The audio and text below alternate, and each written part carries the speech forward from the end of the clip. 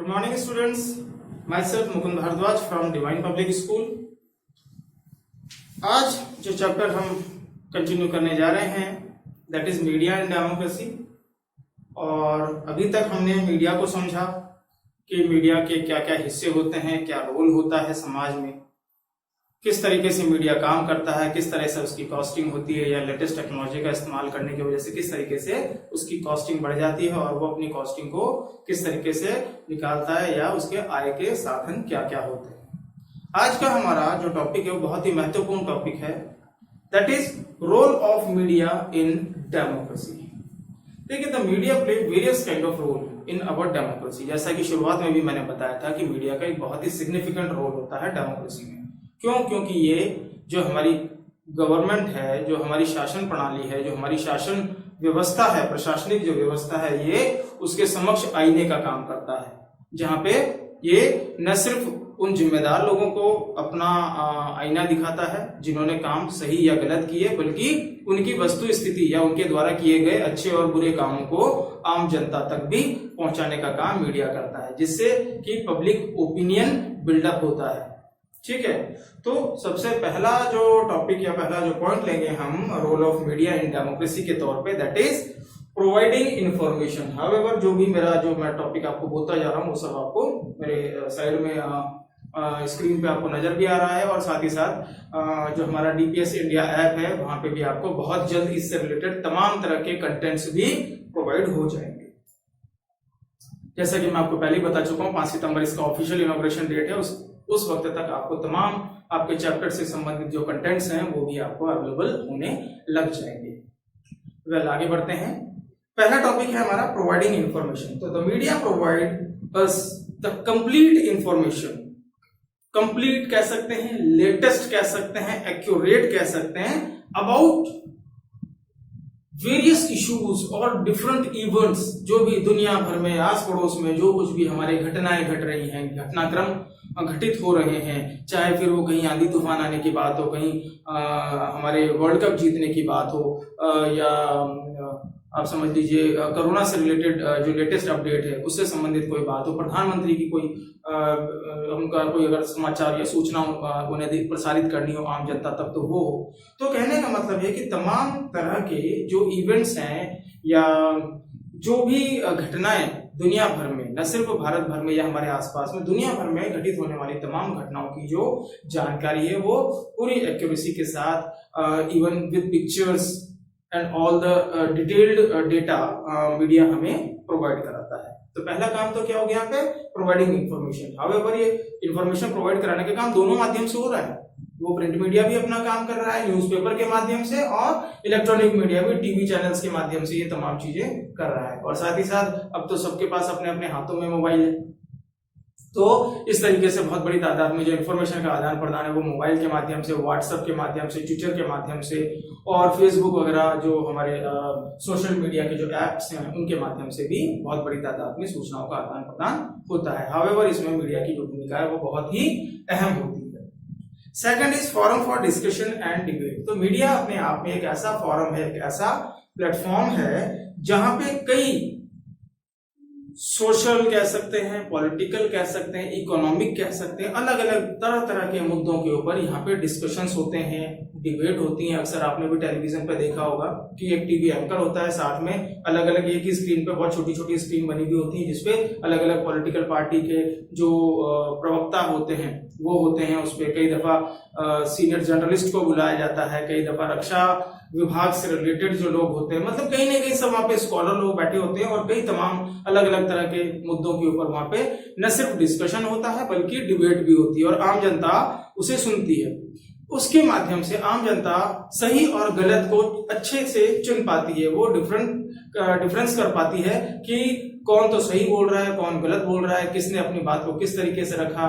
तो उस माध्यम से एक बहुत बड़ा कहीं ना कहीं ये पब्लिक वर्डिक्ट जिसको कह सकते हैं हम, पब्लिक का ओपिनियन जो है वो अलग अलग मुद्दों पे बनना शुरू होता है। फिर वो चाहे राजनीतिक मुद्दे हों, ठीक है, चाहे वो सामाजिक मुद्दे हों। जैसे सामाजिक मुद्दों पे बात करें हम तो इन दिनों जैसे राम मंदिर का मसला था, उस पर कई तरह की डिबेट हमें देखने को मिली, ठीक है। लेकिन बड़ी खुशी की बात है कि उन तमाम डिबेट के बावजूद कई लोगों ने इसका विरोध भी किया, कईयों ने समर्थन भी किया, लेकिन उसके बावजूद भी आम जनता ने अपनी समझदारी को दिखाते हुए इस मुद्दे को, इतने संवेदनशील मुद्दे को सहर्ष स्वीकार किया और आज हमारे यहाँ पे बिल्कुल पूर्णतः शांति है।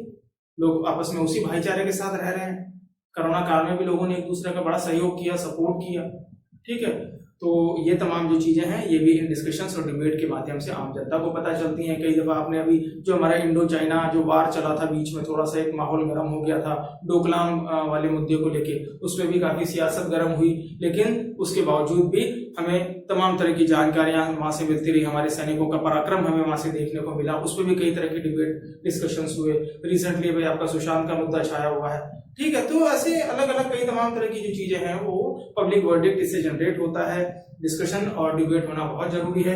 कुतर्क होना बहुत जरूरी है, बशर्ते मैं कहूंगा तर्क होना जरूरी है, डिबेट होना जरूरी है, कुतर्क नहीं होना चाहिए। इससे क्या होता है, हाँ ठीक है, आप हर मुद्दे के नेगेटिव और पॉजिटिव पक्ष दोनों होते हैं, आम जनता तक दोनों जाने दीजिए। Let them decide what is correct और what is incorrect, what is right और व्हाट इज रॉन्ग। तो इन डिबेट के माध्यम से आम जनता अवेयर होती है सरकार के काम के प्रति, समाज में क्या चल रहा है उसके प्रति, भारतीय अर्थव्यवस्था के प्रति और भी तमाम जमाने भर के मुद्दों के प्रति। नेक्स्ट इज, जैसा कि अभी बताया था मैंने आपको, that is creating public opinion. अब इन डिबेट के माध्यम से देखिए पब्लिक ओपिनियन का होना बहुत जरूरी है, क्योंकि जो पब्लिक ओपिनियन होता है या पब्लिक वर्डिक्ट होता है वो बहुत अहम भूमिका निभाता है लोकतांत्रिक तरीके से सरकार को बनाने में। क्योंकि आम जनता तक जब तक सूचना नहीं पहुंचेगी कि किस सरकार ने या किस पर्टिकुलर पॉलिटिकल पार्टी ने कैसे काम किए हैं या उनकी नीयत कैसी है या वो किस तरीके से काम करना चाह रहे हैं, उनका आगे का विजन कैसा है, तब तक वो वोट किसको देंगे इसमें बड़ा कंफ्यूजन बना रहेगा। तो मीडिया यहाँ पे एक बहुत अहम रोल प्ले करता है, जिसके माध्यम से वो तमाम तरह की जो सरकारी नीतियां हैं, सरकार का जो विजन है, जो दूरदृष्टि है या उसकी जो सोच है गवर्नमेंट की, वो आम जनता तक लाने का जो उद्देश्य है वो मीडिया का है और वो उसको बहुत भली भांति पूरा भी करती है। साथ ही साथ हमारे समाज से में व्याप्त जो तमाम तरह की जो बुराइयां हैं, कुरीतियां हैं, समस्याएं हैं, उनको भी सरकार के सामने जो है वो पेश करने का काम करती है। फिर वो चाहे बेरोजगारी हो, चाहे वो गरीबी हो, चाहे वो शिक्षा में कमी हो, स्वास्थ्य सेवाओं में कमी हो, तो ये तमाम तरह की वो सरकारें जो आज वर्तमान में चल रही है, उन्होंने जो पिछले 5 साल पहले वादे किए थे वो सामने आते हैं कि आपने तब ये कहा था लेकिन आप नहीं कर पाए, या कर पाए हो तो अच्छी बात है। ये भी आम आदमी को पता लगना चाहिए कि साहब इन्होंने जो कमिटमेंट किया वो पूरा किया, और अगर नहीं कर पाए तो उन्हें इस बात का खामियाजा भी भुगतना होगा। इस साल फिर कोई ना वोट करने वाला उन्हें। तो इस तरीके से जो पब्लिक ओपिनियन क्रिएशन का जो काम है वो भी मीडिया के माध्यम से होता है। सरकार अपनी नीतियों का गुणगान बखान भी इन्हीं मीडिया चैनल्स के माध्यम से करती है, और अगर तो उन्होंने कुछ गलत किया है तो ये मीडिया कर्मी उन्हें छोड़ते भी नहीं है। बकायदा उनके जो किए गए जो वादे हैं जो अधूरे रह गए उनकी फहरिस्त भी ये लोग या उनकी लिस्ट भी ये लोग आम जनता के सामने रखते हैं, जिससे कि आम जनता सही निर्णय ले सके और एक बेहतर तरीके से लोकतांत्रिक सरकार का गठन करने में अपना सहयोग दे सके। अगला आ जाता है सेटिंग एजेंडा। अब एजेंडा की बात करेंगे अगर हम, तो एजेंडा को आप इस तरीके से देखिए कि मीडिया का एक बहुत बड़ा रोल होता है कि आम जनता के बीच में, आम लोगों के बीच में उनका एक एजेंडा क्या होता है भाई, अल्टीमेट एजेंडा या अल्टीमेट उद्देश्य किसी भी एक नागरिक का या क्या होना चाहिए भाई, देश का डेवलपमेंट, खुद का डेवलपमेंट, समाज का डेवलपमेंट, और वो भी आर्थिक आधार पे, सामाजिक आधार पे, राजनीतिक आधार पे। अल्टीमेट एम हम सबका यही होता है, और इसके लिए जरूरत क्या है, एक बेहतर सरकार की आवश्यकता है। और बेहतर सरकार कैसे बन के आएगी, जब हमें यह पता होगा कि हम जिन प्रतिनिधियों को चुन रहे हैं वो दरअसल है क्या, या उनमें कार्य करने की क्षमता है भी या नहीं। और ये तमाम चीजें जो तमाम एक प्रश्न होता है हमारे यहाँ के वोटर के दिमाग में कि भाई आज मैं वोट देने तो जा रहा हूं पर मैं किसे वोट दूं, तो इस किसे का या मैं क्यों वोट दूं, तो इस क्यों का जो जवाब है वो मीडिया के माध्यम से दिया जाता है। मीडिया का क्योंकि घर घर में प्रवेश हो चुका है, टेलीविजन के माध्यम से स्पेशली अगर मैं बात करूं, क्योंकि वहां पे आप सामने वाले को देख भी पा रहे हो, सुन भी पा रहे हो, उनकी जो भाव जो इमोशंस आ रहे हैं उनको भी समझ पा रहे हो आप। तो आप एक अंदर से आपके अंदर फीलिंग आ जाती है, गट फीलिंग आ जाती है कि yes this person is right, ये जो भी कह रहा है वो सच कह रहा है, या ये पर्सन झूठ बोल रहा है, ये धोखा दे रहा है। ठीक है। तो इस तरह की जो गट फीलिंग आपके अंदर आ जाती है तो आप एक बेहतर निर्णय कर पाने में सक्षम होते हो, आप एक बेहतर सरकार चुन पाते हो, आप बेहतर निर्णय ले पाते हो। आज अगर हम रिसेंट एक एग्जांपल लेके चले, वर्तमान का बिल्कुल करंट ताजा एग्जांपल लेके चले, तो पिछले 1 या 1.5 महीने से कहीं ना कहीं आप लोग भी देख रहे हैं टेलीविजन में कि अगर न्यूज चैनल चला तो बिना सुशांत के वो न्यूज चैनल मिलेगा ही नहीं आपको, ठीक है। लेकिन सुशांत जैसे न जाने कितने लोग हमारे देश में रोज ना आत्महत्या कर लेते हैं, पर क्योंकि ये एक सेलिब्रिटी था, ये मुद्दा हाईलाइट हुआ और इसके साथ एक पब्लिक ओपिनियन, पब्लिक वर्डिक्ट जुड़ गया। मीडिया का भी एक एजेंडा था कि नहीं, ये मात्र एक छोटा मोटा आत्महत्या जैसा केस नहीं है, इसके पीछे कुछ तो भी बड़ी चीजें हैं। तो आज जब उसमें आम जनता का प्रयास लगा, आम जनता इस एजेंडे में शामिल हो गई, उनकी फीलिंग जुड़ गई कहीं ना कहीं सुशांत के साथ कि इस लड़के के साथ गलत हुआ है, तो आज ये एक राष्ट्रीय मुद्दा बन के उभरा और कहीं ना कहीं सुप्रीम कोर्ट को यह आदेश देना पड़ा कि सीबीआई जांच बैठाई जाए। और आखिरकार सीबीआई जांच बैठी तो आज कई अलग अलग पहलू रोज हमें सामने देखने को मिल रहे हैं। कहीं पे उनकी मृत्यु से ड्रग करेक्शन बताया जा रहा है, कहीं पे फिल्म इंडस्ट्री के कुछ नेगेटिव एस्पेक्ट्स बताने का प्रयास किया जा रहा है। तो अब ऐसा लगने लगा है कि वाकई में अब सुशांत को इंसाफ मिलेगा।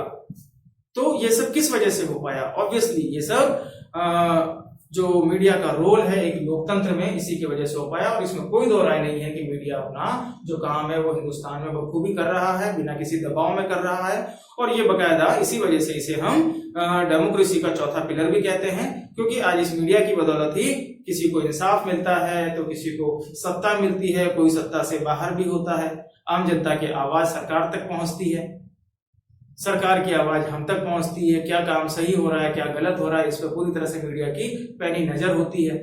और इसी वजह से जो शासन व्यवस्था है, प्रशासन व्यवस्था है, वो चाक चौबंद होती है, बेहतर तरीके से काम करने के लिए बाधित होती है। तो मैं उम्मीद करता हूं कि जो रोल है डेमोक्रेसी में मीडिया का, ये आपको समझ में आ गया होगा। Media is again, I must say, have a very significant role in a democracy. So, well, thank you so much for today. Be safe and keep studying. Thank you so much.